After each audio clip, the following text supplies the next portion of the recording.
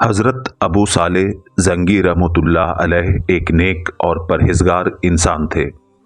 محنت مزدوری کر کے اپنا گزر بسر کرتے اور اللہ کی عبادت میں مشغول رہتے۔ اچانک ایک دن وہ بیمار پڑ گئے اور کمزوری کی وجہ سے کئی دن مزدوری پر نہ جا سکے۔ بھوک نے انہیں اتنا پریشان کر دیا کہ کام کی تلاش میں نکلے۔ چلتے چلتے ایک دریا کے کنارے پہنچے اور بھوک سے نڈھال ہو کر وہیں لیٹ گئے۔ تھوڑی دیر بعد جب وہ دریا کے کنارے پانی پینے کی غرض سے گئے تو دیکھا ایک سیب پانی کے بہاؤ کے ساتھ بہتا ہوا آ رہا ہے۔ یہ دیکھ کر ابو صالح رحمۃ اللہ علیہ نے وہ سیب اٹھا لیا اور بھوک کی شدت اس قدر تھی کہ سوچنے سمجھنے کی صلاحیت نہ بچی۔ فوراً وہ سیب کھا لیا اور پانی پی کر راحت محسوس کی اور اللہ کا شکر ادا کیا۔ پھر اچانک انہیں محسوس ہوا کہ یہ سیب تو میرا نہیں تھا، یہ تو کسی نامعلوم شخص کا تھا اور بغیر اجازت میں نے کھا لیا، یہ تو چوری ہوا۔ انہوں نے دل میں سوچا، اے پروردگار، میں نے سیب تو کھا لیا مگر نہ جانے کس کا تھا، اب میں قیامت کے دن کیا جواب دوں گا؟ مجھے اس شخص سے معافی مانگنی ہوگی۔ یہ سوچ کر انہیں بے چینی ہونے لگی۔ وہ چلتے چلتے کہنے لگے، میں سیب کے مالک کو ضرور ڈھونڈوں گا اور معافی مانگوں گا اور ہو سکا تو اس کی قیمت بھی ادا کروں گا۔ لہٰذا سیب کے مالک کی تلاش میں نکل پڑے اور جدھر سے سیب بہتا ہوا آیا تھا اس کے مخالف سمت دریا کے کنارے کنارے چلنے لگے۔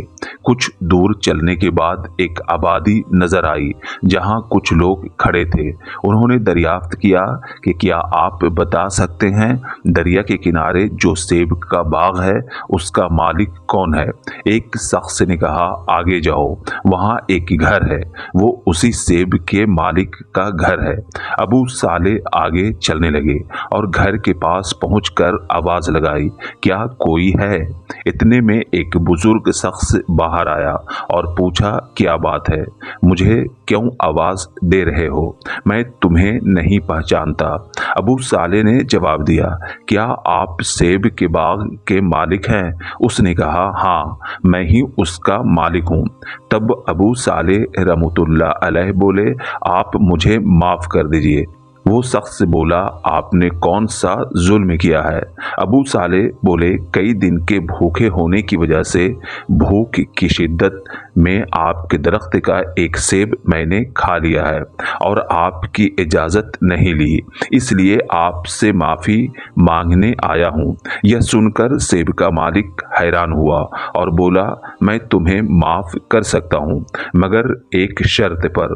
ابو صالح نے کہا، آپ جو بھی کہیں، میں ہر سزا برداشت کرنے کو تیار ہوں۔ سیب کے مالک نے مسکرا کر کہا، چند سال تمہیں اس سیب کے باغ میں مزدوری کرنی پڑے گی، تب میں تمہیں معاف کروں گا۔ ابو صالح رحمۃ اللہ علیہ نے کہا، چونکہ میں نے غلطی کی ہے اور اللہ کے حضور قیامت کے دن مجھے جواب دینا ہے، اس لیے جب تک آپ مجھے معاف نہ کر دیں میں یہ شرط قبول کرتا ہوں۔ پھر اگلے دن وہ سیب کے باغ میں کام کرنے لگے۔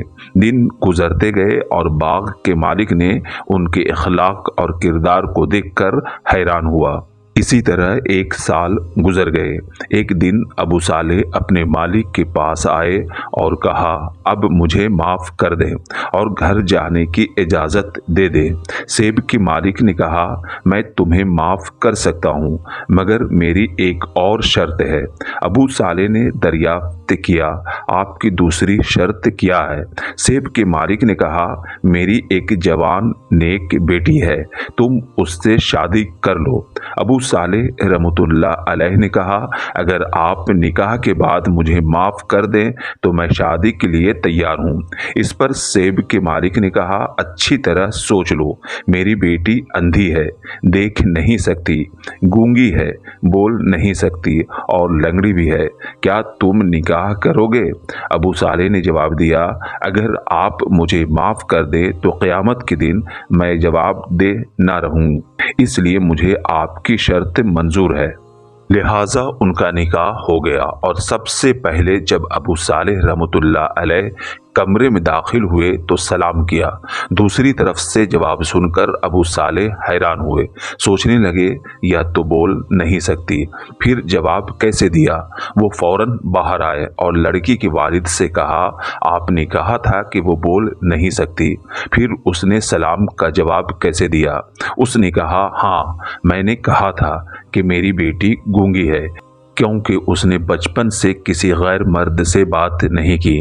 میں نے کہا تھا کہ وہ اندھی ہے کیونکہ اس نے بچپن سے کسی غیر محرم کو نہیں دیکھا، اور میں نے کہا تھا کہ وہ لنگڑی ہے کیونکہ اس نے کبھی گھر سے باہر قدم نہیں رکھا، بس گھر میں رہتی ہے اور اللہ کی عبادت میں مشغول ہوتی ہے۔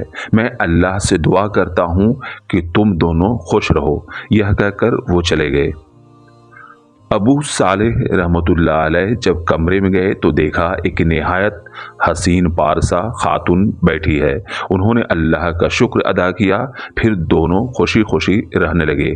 اسی طرح 4 سال گزر گئے اور ان کے یہاں ایک لڑکے کی پیدائش ہوئی۔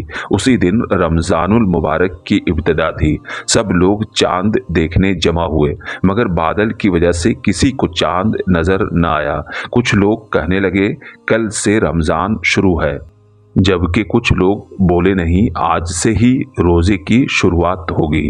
اسی دوران پہلے دن ابو صالح کی زوجہ نے دیکھا کہ ان کا ننھا بچہ صبح سے دودھ نہیں پی رہا اور اسی طرح مغرب کا وقت ہو گیا۔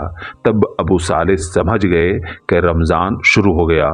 دراصل یہ بچہ کوئی عام بچہ نہیں تھا، یہ غوث اعظم عبد القادر جیلانی رحمۃ اللہ علیہ تھے۔ جب عبد القادر جیلانی 4 سال کے ہوئے تو ان کے نانا نے انہیں دینی تعلیم کے لیے ایک عالم کے پاس لے گئے۔ جب پہلے دن عالم نے ان سے بسم اللہ الرحمن الرحیم پڑھا کر شروع کیا تو 4 سال کے غوث اعظم نے 18 پارے زبانی سنا دیے۔ یہ دیکھ کر وہ حیران رہ گئے اور انہوں نے کہا بیٹا جاؤ تمہاری چھٹی، تمہیں اور مزید پڑھنے کی ضرورت نہیں ہے۔ غوث اعظم جب گھر واپس آئے تو ان کے نانا نے پوچھا تم اتنی جلدی کیوں آ گئے؟ انہوں نے کہا استاد نے مجھے چھٹی دے دی اور کہا مزید پڑھنے کی ضرورت نہیں۔ اس پر نانا ایک چھڑی اٹھائی اور مارنے کے لیے ان کے پیچھے پیچھے چلنے لگے۔